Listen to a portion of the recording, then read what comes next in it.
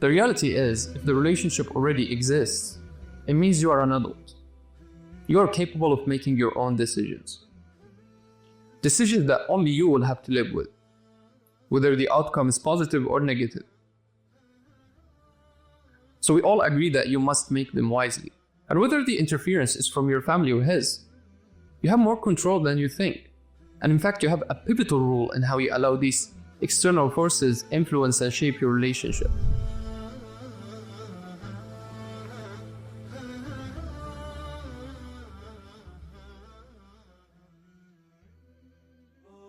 In the early days of Islam, an Arab Bedouin used to love his cousin deeply.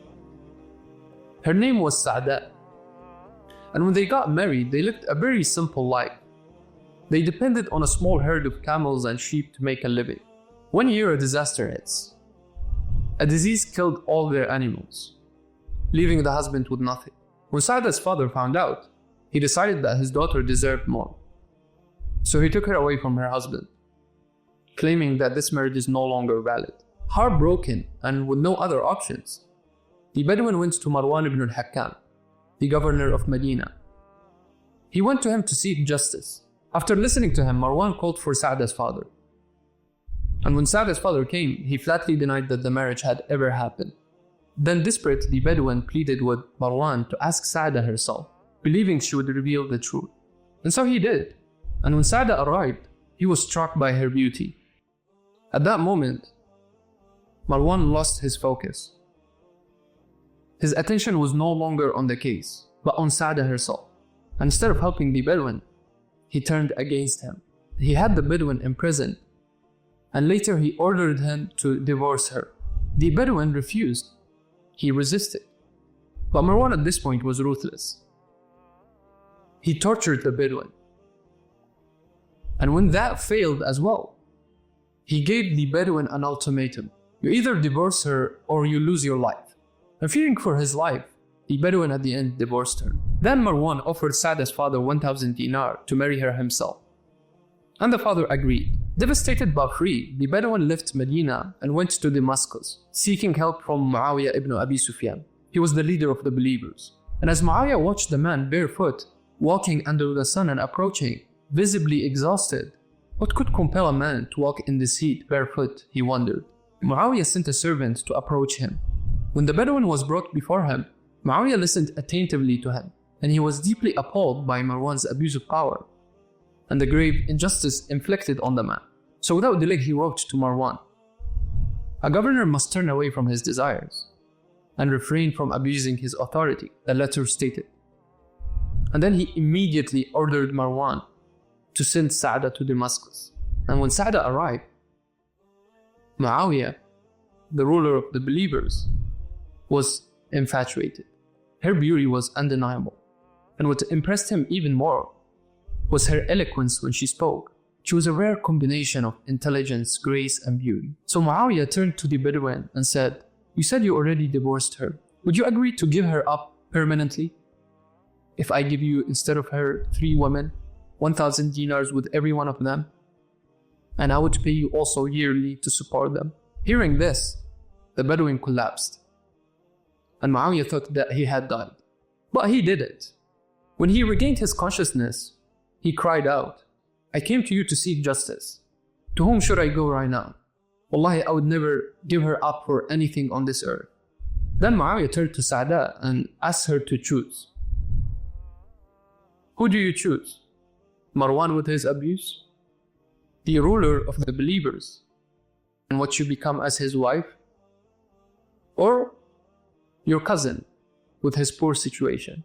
Sa'da replied, "This man, though in rags and hunger he stands, is dearer to me than riches or lands. I was his companion in prosperity, and I shall remain his companion in adversity. I choose my cousin." Sa'da's response left everyone in awe. Muawiyah then, after hearing from her and seeing her loyalty, he gifted her 1,000 dinars and reunited her with her husband. So the story, even though a bit long, teaches us that no external force, whether it's family interference, societal expectations, or powerful individuals, can break a bond that is rooted in loyalty, love, and respect. Things are good between you and your husband, and the bond is strong. The decision about what you allow to influence your relationship will always be yours. And in today's world, family interference is less likely to be by force. It's more often gossip or unsolicited opinions. And that gives you more power over what you allow into your relationship. Gossip and opinions cannot harm you if you and your husband are wise. And if your husband isn't wise enough, you can pour wisdom onto him from your side. You can ignore what's unimportant. You can choose to respond always politely. And this gives people nothing to latch onto or criticize. Family politics is no different from international politics. It requires diplomacy. And in fact, it's more sensitive. You have to avoid direct confrontations with family members. Your goal is always to stay aligned with your husband. If you and your husband are on the same page, it becomes almost impossible for family interference to cause serious harm, whether it's from your side or from his side. When you hear something from a family member and you realize it's aimed at creating trouble between you and your husband, there's no need to reject it outright or argue your stance. You can win wars by not engaging in them. You can just show understanding. A simple "I understand what you mean" doesn't mean that you agree with them.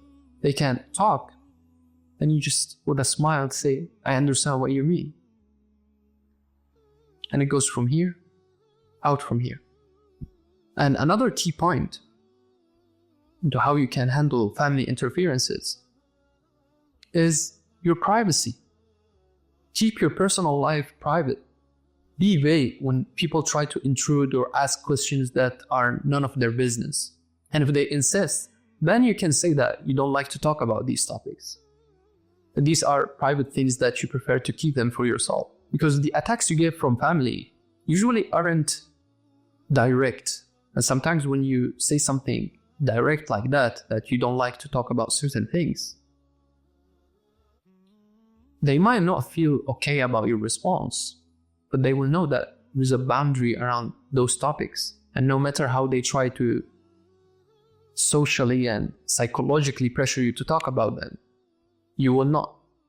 First, you will politely try to deviate, but then if they insist, and in some cases, some people, we say that they have heavy blood, dam thaqil, you are telling them indirectly, politely, and diplomatically that you don't want to talk about this topic by giving vague answers, but they keep pressuring you. And they think that with more pressure, you will end up revealing those informations.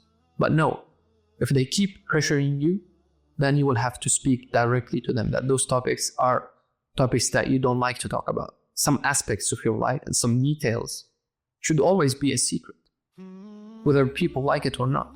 And this applies to family members as well. Not everything needs to be shared. And some family members might use reciprocity to make you talk about your personal life and your private things. They will speak about theirs, expecting you to speak about yours in return. So when a family member starts to share their private life with you and starts to share areas of their life that you wouldn't be comfortable sharing, don't be happy to engage with them in these conversations. The maximum you can do is just listen. And always try to change topics. Because if you're not comfortable sharing those details about your life with them, then don't engage with them and talk about those details neither. Even if they are okay with that. Because some people might be weird. They think that what's okay for them will be also okay for you. If they share this detail about their life, then you should too. And if you don't, then you are a bad person. If a major problem happens between you and your husband, and you need to involve someone from the family, choose wisely who you turn to. Avoid going to a family member who's always been critical of your husband. It may be comforting to vent to them that moment, but to such people, your vulnerability makes you an easy target. Like hyenas, you see hyenas when they surround a wounded lioness. Yeah, they know that she is strong, and if she was healthy, they wouldn't be able to come close to her. But now that she's wounded, they will come and try to bite her from every side. So choose wisely the family member you turn to. Go to someone who's wise and balanced. Someone that would tell you what you need to hear. not what you want to hear. And when you explain your situation, don't only say it from your perspective. Explain from your husband's perspective. And I hope that you will not involve a family member unless you already had this conversation with your husband. You will not escalate to an outsider or to a family member without having first those conversations with your husband. In many cases, you'll be able to solve privately your issues with your husband. And especially if you've been cautious from the start about keeping intruders out of your personal life. I will leave you with that thought, and I will see you inshallah in the next video.